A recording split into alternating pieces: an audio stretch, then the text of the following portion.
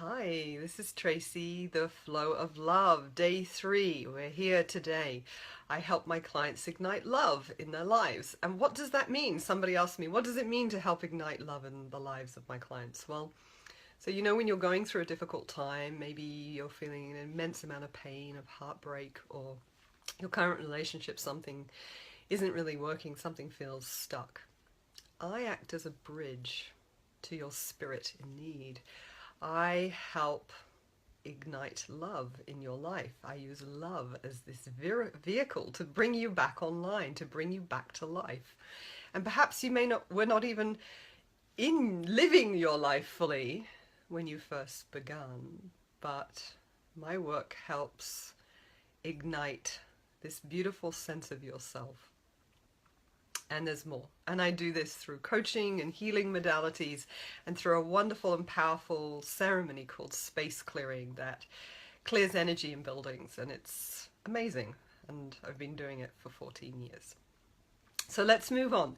Boundaries, the big topic. Woo! The topic of the day. And so what do you think of when you think of boundaries? Do you think limits, restrictions, like, oh, boundaries, I don't like it when I'm being told what to do, that kind of thing, or not? And have you ever said yes to something and then thought, what? Why did I say yes? It's a hell no. I don't want to do that. You just said yes to feeding your, I was going to say neighbor's cat. That's probably quite an easy one, but it's more you saying yes to a commitment when really you're like, you know what? I don't really want to do that. And so it's an aspect of boundaries and being able to say no. And so in a relationship life, there are a few three key things today, and I'm going to talk about them. And first of all, a lovely quote by a wonderful woman who many of you will have heard of, Brené Brown. She said that when she did her research around boundaries, and I think a lot of her research was on what makes people happy, she actually said that the most boundaried people were the most compassionate. The most boundary people that she interviewed were the most compassionate. So that's really interesting for us to hear. So let's dive in. So at this point, maybe you're saying, well, I don't know what boundaries are and I don't have really good boundaries. And so that's why we're going to talk about it. And so a few things to start with. I keep preparing you these lovely little cards. And one of the things I want to just talk about with boundaries is there's a word called permission. It's great to ask permission, use empathy, gratitude, and respect differences in another person. And so when we're setting boundaries, these things are really important. So let's talk about it from maybe the standpoint of beginning of a new relationship, which for me personally is a time when I feel boundaries are the most key. And I know in my current relationship, my partner very kindly agreed to read an amazing book called Wired for Love by Dr. Stan Tatkin. And he talks about the couple bubble, this incredible, I like to say it's a container for creating a foundation for your love in your relationship life. And one of the biggest things about creating that container are the boundaries and the perimeters that we use for that container to become really solid structure. And so, for example, he has a whole protocol around how to fight well. I mean, fighting is a really difficult aspect often in relationships. And for example, if you guys agree the perimeters of what happens when you fight, you should be able to move from the fight back to the love in a very short space of time, maybe even quite like immediately. And I've certainly known myself that this has become easier and easier over time. And how does it all work? Well, I want to start with us becoming self-aware. To be able to set boundaries, you need to know what you do and don't like. You need to know where your comfort is and where your fear is. So, for example, let me give you an example. One of the things that I came up with my partner early on, and as I said, I'm not comfortable with you posting photos of me on Facebook without discussion, without me checking in and saying, hey, is this okay? You know, like, whoa, you're out there in front of the world. Is for some people, it's a no-brainer. And I know for other people, it can feel almost exposing, violating to some degree. And so it's really important that we work out, well, what are the needs and wants that we have? Really key thing in all relationships, even if outside of the boundaries, what do you need and what do you want? So before you can even set a boundary or create that, you need to know that. Okay, I have another one. Clarity, number 2, clarity. I love this word, clarification. So you're working out your needs and wants, and then you want to get very, very, very clear about your needs and wants. It may even be to the sense that you're moving in with somebody and you want to work out, how are you going to be in this space together? And where I see most of my clients fall down is that they're afraid to express these needs because they think they're going to offend. So if you've got a nice guy character or a nice girl character, now it's time to kill it. The thing about this is it's not personal, or it certainly doesn't need to be personal when done in a very loving way. And so being clear about what we need and want just saves so much time. So for example, I'll give you a live example. I'm about to head off to the Philippines, exciting, for a week of space clearing, and my partner's coming with me, which is super exciting. And he has family there, and obviously we're going to meet with his family, but I have some really big and important jobs. And I said to him, so I want to be very, very clear that my first priority is to my client, and that I need to maintain my energy levels, which might mean I can't socialize every single night. And so there was this clarity, and I laid it in the space before the trip so that there were no upsets when we got there. When he invited me for a meal, and I said, I'm not going to be able to come. I've got to rest. I've got a big day tomorrow. And so this lovely level of clarification is really important in relationships. It's really good to have that. Okay, so when we are specific and direct, what do you think happens?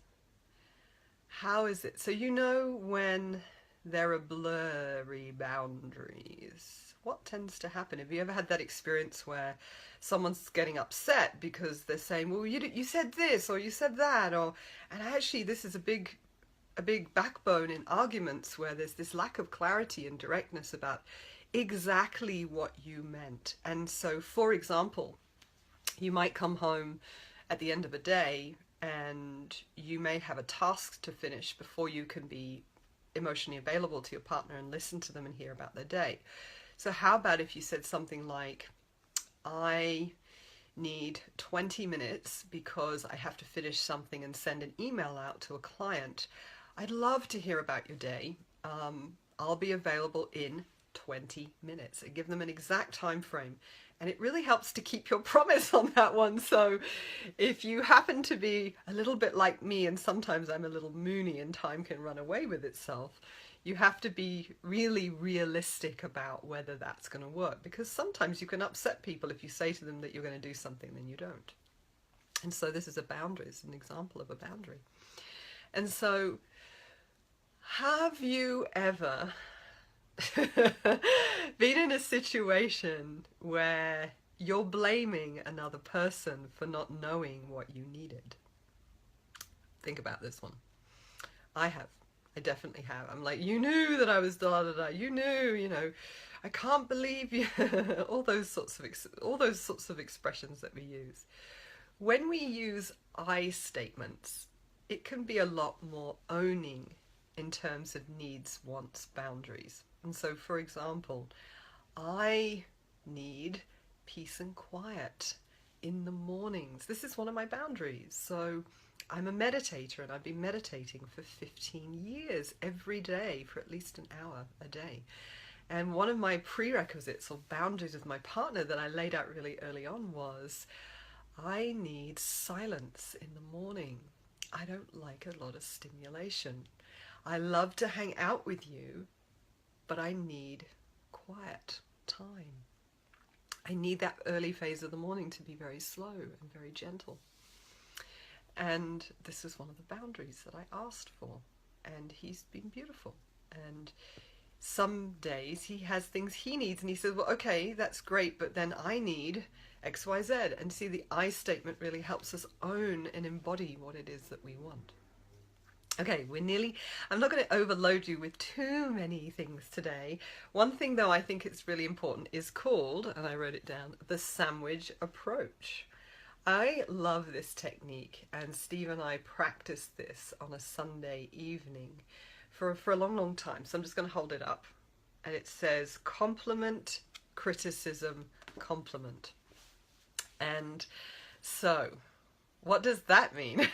So you know what it feels like to be criticized, don't you? Don't you know what it feels like to be criticized, where you feel like somebody is personally attacking you or saying that they don't like the way that you're doing something? It feels kind of like, ow, ow, ow, ow. And then we start thinking, well, is there something wrong with me? There must be something wrong with me. I'm not enough. I'm not good enough, etc. So an approach that I found that works beautifully is where we start with saying, I love this about you. I'm just letting you know. But what I'm needing is X. And then reiterating with another compliment. So for example, you may say, maybe this one isn't quite a criticism.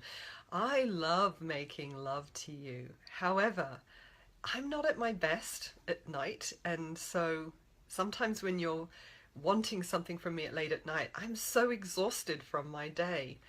I love our juicy mornings together on Saturdays, or I love our juicy afternoon sex, something like that. This is a very personal example of using the sandwiching. So, and again, when I use the word criticism, I use it quite lightly. What we're really asking is for a need to be able to rest and sleep at 10 o'clock at night. And of course, there's still room for spontaneity in here, but this is a really good example. And remember, one of the things I want to say, and before we finish this talk today, is love and boundaries. So we might be setting boundaries, but we also need to bring it with love.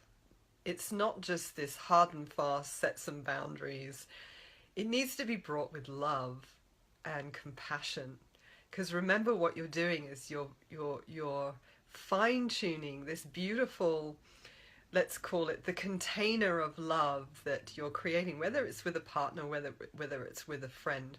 When we have clear boundaries, we can love more fully. And this is why. And so if you see the tagline that I use for the flow of love, it's love fully without losing yourself. When you have boundaries, you get to bring the full expression of your love. And who wouldn't want that? Who wouldn't want that? And I'm going to leave it on this note. Tracy Stanton, the flow of love. Go get some boundaries. Thank you.